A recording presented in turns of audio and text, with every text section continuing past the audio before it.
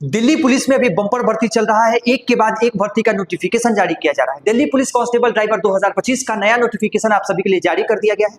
ये जो नोटिफिकेशन जारी किया गया है ये कुल 737 पदों के वैकेंसी के लिए नोटिफिकेशन जारी किया गया है। आज की इस वीडियो में मैं आपको बताने वाला हूं कि इसके लिए आपका एलिजिबिलिटी क्या रहने वाला है, यहाँ पे सैलरी क्या रहता है, एज लिमिट क्या चाहिए, सिलेबस क्या होगा, एग्जाम का पैटर्न क्या होगा और साथ ही साथ सिलेक्शन का कंप्लीट प्रोसेस आपको यहाँ बताने वाला हूँ। ठीक है, नमस्कार, मैं हूँ किशन कुमार और आप सबका बहुत बहुत स्वागत करता हूँ आपके अपने परिवार किशन एजुकेशन एकेडमी के यूट्यूब चैनल पर। अगर आप दिल्ली पुलिस की वर्दी की चाह रखते हैं तो ये वीडियो आपके लिए बहुत ही ज्यादा इंपॉर्टेंट होने वाला है, इसलिए वीडियो को शुरू से लेकर लास्ट तक बहुत अच्छे से जरूर देखिएगा। ठीक है, यहाँ पर जो भी मैं आपको इन्फॉर्मेशन दूंगा वो बिल्कुल आसान भाषा में दूंगा और कंप्लीट इन्फॉर्मेशन दूंगा ताकि आपका एक बार में सारा का सारा डाउट क्लियर हो जाए। ठीक है, इसलिए ये वीडियो आपका पूरा का पूरा इंफॉर्मेटिव वीडियो होने वाला है। ठीक है, चलिए शुरू करते हैं आज का ये सेशन। सबसे पहले तो आप ये समझिए कि जो वैकेंसी आया है वो किस पोस्ट के लिए आया है। ठीक है, देखो ये जो वैकेंसी आया है ये ड्राइवर दिल्ली पुलिस कांस्टेबल के ड्राइवर पोस्ट के लिए वैकेंसी आया है। ठीक है, इसका एग्जाम कौन कंडक्ट कराता है? तो भाई इसका एग्जाम एसएससी और दिल्ली पुलिस के द्वारा कंडक्ट कराया जाता है। ये बात आप समझ गए। इसका एग्जाम कौन कंडक्ट कराता है? तो एसएससी और दिल्ली पुलिस के द्वारा एग्जाम कंडक्ट कराया जाता है। वैकेंसी कितने पोस्ट के लिए आया है भाई? तो वैकेंसी आया है 737 पदों के लिए। ठीक है, अब रहा बात की अगर मान के चलिए यहां से अगर आप सिलेक्ट हो जाते हैं तो आपका प्रमोशन पाथवे क्या रहने वाला है। तो सबसे पहले आप समझिए कि अगर मान के चलिए कि आप कांस्टेबल ड्राइवर के पोस्ट पे सिलेक्ट होते हैं तो प्रमोशन के बाद आप हेड कांस्टेबल ड्राइवर पोस्ट को हासिल करेंगे। ठीक है, उसके बाद अगर आपका प्रमोशन होता है तो आप बनते हैं असिस्टेंट सब इंस्पेक्टर यानी कि एएसआई। ठीक है, उसके बाद भी अगर आपका प्रमोशन होता है तो आप बनेंगे सब इंस्पेक्टर और उसके बाद प्रमोशन के बाद आप हो जाएंगे इंस्पेक्टर, वो भी किसमें? ट्रैफिक पुलिस में। क्या ये बात आपको समझ में आ गया? बहुत अच्छे से। अब चलिए आगे बढ़ते अब इस फॉर्म को अप्लाई करने का डेट वगैरह समझते हैं। सबसे पहले तो आप ये समझिए कि इस फॉर्म को अप्लाई करने का जो डेट है वो 24 सितंबर 2025 से ये फॉर्म भरा जा रहा है। इसका लास्ट डेट 15 अक्टूबर 2025 तक है। अगर आप फॉर्म अप्लाई कर देते हैं तो उसमें अगर आप करेक्शन करना चाहते हैं तो उसका भी डेट है।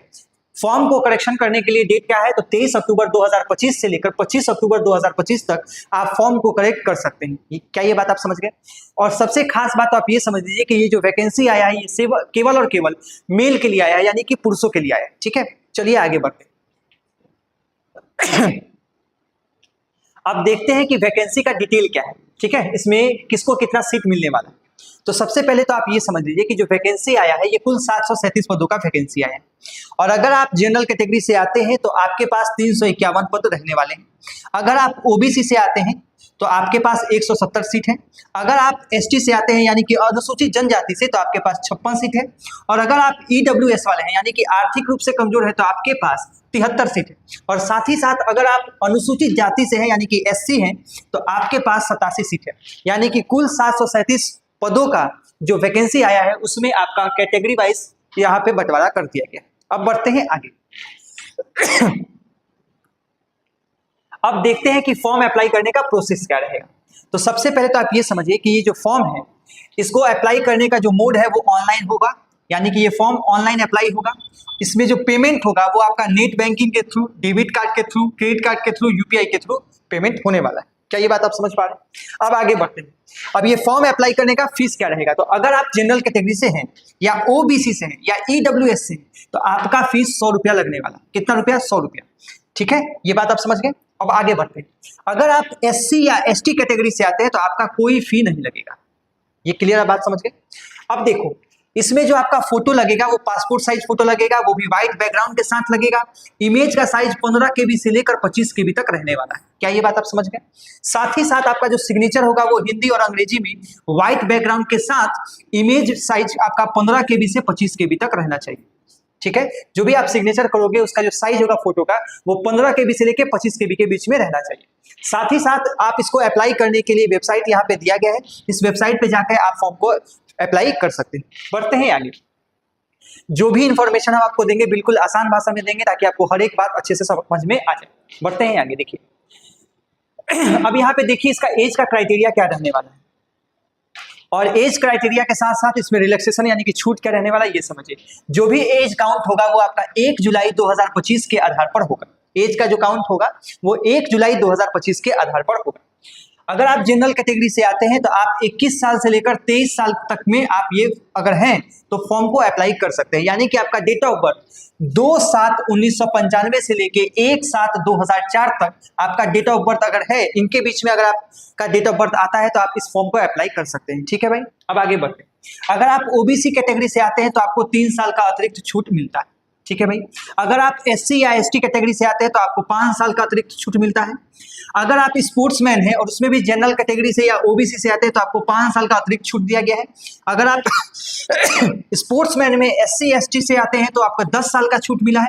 और अगर आप जनरल यूआर से आते हैं तो उसमें आपका 40 साल किसका, अगर आप डिपार्टमेंट कैंडिडेट हैं, ठीक है, उस कंडीशन में आपका 40 साल एज तक में आप फॉर्म को अप्लाई कर सकते हैं। ओबीसी है तो 43 ईयर्स और अगर एससी एसटी में है तो 45 साल तक में आप फॉर्म को अप्लाई कर सकते हैं। क्या ये बात आप समझ गए? बहुत अच्छे से। अब चलिए आगे बढ़ते हैं। इसके लिए आपका एलिजिबिलिटी और क्वालिफिकेशन क्या चाहिए? तो सबसे पहले तो आप ये समझिए कि आपका पहले भारतीय नागरिक होना अनिवार्य है। साथ ही साथ आप केवल पुरुष ही आवेदन कर सकता है। इसका फॉर्म कौन भर सकता है? केवल और केवल पुरुष भरेंगे। साथ ही साथ आपके पास HMV लाइसेंस होना चाहिए, यानी कि हेवी मोटर व्हीकल का आपके पास लाइसेंस होना अनिवार्य है। अब एक बात समझिए, आपका 12th पास होना चाहिए। क्वालिफिकेशन में आपका क्या होना चाहिए भाई? तो आपका 12th पास होना चाहिए। क्या ये बात आप समझ गए? अब आगे बढ़ते हैं। अब देखिए, अगर आप यहाँ पे सिलेक्ट हो जाते हैं तो यहाँ पे आपका सैलरी क्या रहने वाला है और यहाँ पे आपका वेतन और वेतन का भत्ता क्या रहने वाला है, ये सारा कुछ आपको बताते हैं। तो सबसे पहले समझिए कि इसका जो पे लेवल है वो लेवल 3 है। यहाँ पे आपका बेसिक पेमेंट 21,000 रुपए से लेकर 70,000 रुपए तक लगभग में रहता है। ठीक है, ये हम आपको लगभग मान बता रहे हैं। स्टार्टिंग इन हैंड सैलरी आपका 32,000 रुपए से लेकर 38,000 रुपए तक लगभग में इसका सैलरी रहने वाला है। ठीक है भाई, साथ ही साथ इसमें आपको अलाउंस में यानी कि भत्ता भी मिलने वाला है। DA, HRA, TA, medical and pension वगैरह सब कुछ आपका यहाँ पे मिलने वाला है। ठीक है भाई, तो आप ये समझ गए कि अगर आप इस पोस्ट को ज्वाइन करते हैं तो आपका सैलरी और अलाउंस क्या क्या होने वाला है। अब बढ़ते हैं आगे। देखिए, अब सिलेक्शन का प्रोसेस क्या है इसको समझते हैं। सिलेक्शन का प्रोसेस, सबसे पहले तो आपका CBT होगा, यानी कि कंप्यूटर बेस्ड टेस्ट होगा, ऑनलाइन एग्जाम होगा। उसके बाद आपका होगा PET और PST, यानी कि फिजिकल एंड्योरेंस टेस्ट होगा और स्टैंडर्ड टेस्ट होगा। ठीक है, उसके बाद से आपका ट्रेड टेस्ट होगा, उसके बाद आपका मेडिकल होगा, उसके बाद से आपका फाइनल मेरिट लिस्ट जारी कर दिया जाएगा। ठीक है, ये आपका सिलेक्शन का प्रोसेस होने वाला है। अब बढ़ते हैं आगे। देखो, जो आपका CBT पेपर होगा वो कैसा होगा ये समझो। तो इसमें आपके टोटल 100 सवाल होने वाले हैं। नंबर ऑफ क्वेश्चन कितने वाले हैं? 100। आपके पास टोटल इसके लिए टाइम कितना रहेगा? तो 90 मिनट का आपके पास टाइम होगा, यानी कि 1.5 घंटा में आपको 100 सवाल सॉल्व करने रहेंगे। और ये 100 सवाल के लिए आपके पास टोटल मार्क्स कितने हैं? 100 अंक आपको मिलेगा। इस 100 अंक का बंटवारा किस हिसाब से हुआ ये समझो। तो इसमें आपका 20 नंबर का आपका GS आने वाला है। ठीक है, जनरल अवेयरनेस आने वाला है। मैथ से आपका 10 नंबर का आएगा, रीजनिंग से 20 नंबर का आएगा और साथ ही साथ ड्राइविंग से और ट्रैफिक रूल से आपका 50 नंबर का आने वाला है। ठीक है, तो ये आपका 100 नंबर का पेपर होगा। 100 नंबर में आपका GA आएगा, 20 नंबर का मैथ्स आएगा, 10 नंबर का रीजनिंग आएगा, 20 नंबर का और ड्राइविंग और ट्रैफिक से आपका 50 नंबर का सवाल पूछा जाएगा। ठीक है भाई, जो भी सवाल आपका आएगा वो 10th लेवल से आएगा, ऐसा नोटिफिकेशन में कहा गया है। ठीक है, हो सकता है कि क्वेश्चन का लेवल थोड़ा ऊपर नीचे भी हो सकता है। ठीक है भाई, लिखा है कि दोनों चरणों, यहाँ पे जो आपका पेपर होगा बाबू दोनों चरणों में नहीं होगा, वो आपका यहाँ पे 0.25 आपका यहाँ पे नेगेटिव मार्किंग होने वाला है। ठीक है, अगर आप एक सवाल गलत करते हो तो यहाँ पे आपका 0.25 मार्क्स कैंसिल हो जाएगा, कट जाएगा। ठीक है, एग्जाम का डेट आपका दिसंबर 2025 से लेकर जनवरी 2026 तक में रहने वाला है। इस बात को आप बहुत अच्छे से ध्यान में रख लीजिएगा। बढ़ते हैं आगे। नेगेटिव मार्किंग आपके पास 0.25 रहने वाला है, इस बात का ध्यान रखिएगा। अब देखते हैं ट्रेड टेस्ट। ट्रेड टेस्ट में क्या होगा? तो इसमें आपका लाइट और हेवी व्हीकल ड्राइविंग का टेस्ट होगा, यानी कि इसमें आपको आगे पीछे पार्किंग करने का इन सब का टेस्ट लिया जाएगा, जो कि पूरे के पूरे 100 मार्क्स के होंगे। ठीक है, ये आपका सिर्फ क्वालिफाइंग होगा। Traffic sign and road sense से आपका 25 मार्क का आपका होगा। व्हीकल मेंटेनेंस भी आपको आना चाहिए, इससे आपका 25 मार्क्स का यहाँ पे टेस्ट होने वाला है। ठीक है, और इस बात का हमेशा ध्यान रखिएगा कि इन तीनों में से आपका 50% हर सेक्शन में आपका मार्क्स आना चाहिए। अगर नहीं आता है तो आपको अमान्य घोषित कर दिया जाएगा। ठीक है, चलिए बढ़ते हैं आगे। अब नेक्स्ट देखिए, यहाँ पे आपका फिजिकल इंड्योरेंस टेस्ट में क्या क्या रहने वाला है इसको समझिए। और बात करते हैं अगर रनिंग का, तो दौड़ आपका 1600 मीटर का होने वाला है। दौड़ आपका 1600 मीटर का होने वाला है।